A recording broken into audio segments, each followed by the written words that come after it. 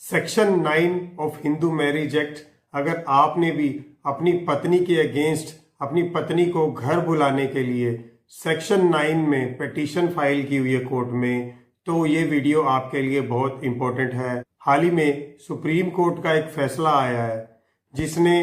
Section 9 की petition को पति के फेवर में होने के बावजूद भी पत्नी को मेंटेनेंस का अधिकार दिया और ये कहा कि अगर पत्नी सेक्शन 9 के ऑर्डर के बावजूद भी अपने पति के साथ नहीं रहना चाहती तो भी उसको मिलेगा मेंटेनेंस। नमस्कार, मैं advocate Sushil Kumar Munjal, welcome to my channel law aware. एक रिसेंट मामला आया ऑनेबल सुप्रीम कोर्ट का जिसमें ऑनेबल सीजेआई ने ये कहा कि हर केस के फैक्ट्स अलग हैं, हर केस की परिस्थितियां अलग हैं। और इस केस में हुआ ये था कि 2014 में शादी हुई थी और 2015 में पति पत्नी अलग हो गए थे और फिर उसके बाद जो पति ने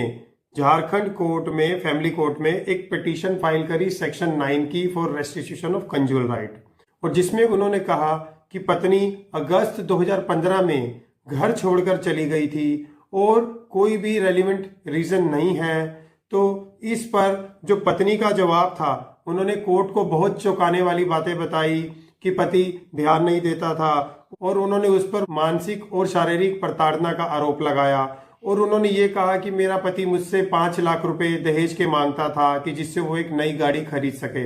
तो इस सबसे परेशान होकर मैंने घर छोड़ा है। और उन्होंने एक बात ये भी बताई कि जनवरी 2015 में उनका मिसकैरेज हुआ था और जिस पर भी पति ने उनकी प्रॉपर देखभाल नहीं करी, ना उनको हॉस्पिटल में एडमिट कराया, उनके पेरेंट्स ने ही पूरी प्रॉपर तरीके से देखभाल करी और जिससे वो बच पाई। और इन सब के बावजूद भी जो कोर्ट ने फैसला दिया वो पति के फेवर में दिया कि पत्नी को वापस बुलाया जाए और पति के साथ रहने का आदेश दिया। अब इस आदेश के बाद पत्नी ने सेक्शन 125 में मेंटेनेंस पिटीशन फाइल करी और इस मेंटेनेंस पिटीशन में जो 10,000 रुपए फैमिली कोर्ट ने जो खर्चा पत्नी को देने का फैसला सुनाया, और इस फैसले को चैलेंज करते हुए पति ने हाई कोर्ट में अपील फाइल करी। और जो हाई कोर्ट ने जो रीजनिंग की वो ये कहा कि पत्नी को ये जो खर्चा है मिलना नहीं चाहिए क्योंकि सेक्शन 9 की जो पिटीशन है वो पति के फेवर में है और पति के साथ रहने के लिए उसको कोर्ट ने ऑर्डर दे दिया है। जो पत्नी ने उस कोर्ट के ऑर्डर को अभी तक कहीं पे भी चैलेंज नहीं किया है। और उन्होंने ये कहा कि जो सेक्शन 125 में मेंटेनेंस मिलती है और 125(4) जो कि ये कहता है कि no wife shall be entitled to receive an allowances for the maintenance और interim maintenance and expenses of proceeding as the case may be. कोई भी वाइफ मेंटेनेंस के लिए और इंटरी मेंटेनेंस के लिए रिसीव करने के लिए लायबल नहीं है if she living in adultery, अगर वो एडल्ट्री में रह रही है और वो विदाउट एनी सफिशिएंट रीजन अपने पति से अलग रह रही है। और तीसरा कारण, she refuse to live with her husband, अपने पति के साथ रहने के लिए अपनी मर्जी से मना कर देती है। और if they are living separately by mutual consent, जब पति पति में समझौता हो गया कि हम अलग रह रहे हैं तो उस केस में भी 125(4) लगता है और 125 की मेंटेनेंस नहीं मिलती है। और ये सब डिस्कस करने के बाद हाईकोर्ट ने ये भी देखा कि सेक्शन 9 के ऑर्डर आने के बाद पत्नी ने 498A की कंप्लेंट भी फाइल करी, FIR करी, और जिसके बाद पति की नौकरी भी चली गई। और इन सब बातों को देखते हुए हाई कोर्ट ने ये कहा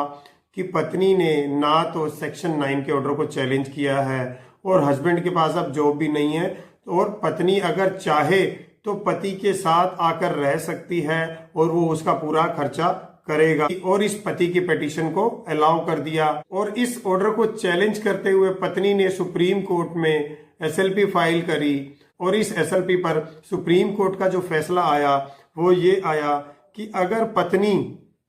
अपनी मर्जी से भी अलग रहना चाहती है, भले ही वो सेक्शन 9 का ऑर्डर भी हो चुका है, तो भी उसको खर्चा देना पड़ेगा क्योंकि ये उसका मौलिक अधिकार है। और इसमें सुप्रीम कोर्ट ने ये भी कहा कि हर केस के फैक्ट्स अलग है, हर केस को अलग तरीके से देखा जाना चाहिए जैसा कि उन्होंने इस केस को देखा। इस केस में ये कहा कि पत्नी ने प्रॉपर एविडेंस भी पेश नहीं किए सेक्शन 9 की पिटीशन में, और प्रॉपर वहां पर एजुडिकेशन हुआ नहीं एविडेंस का,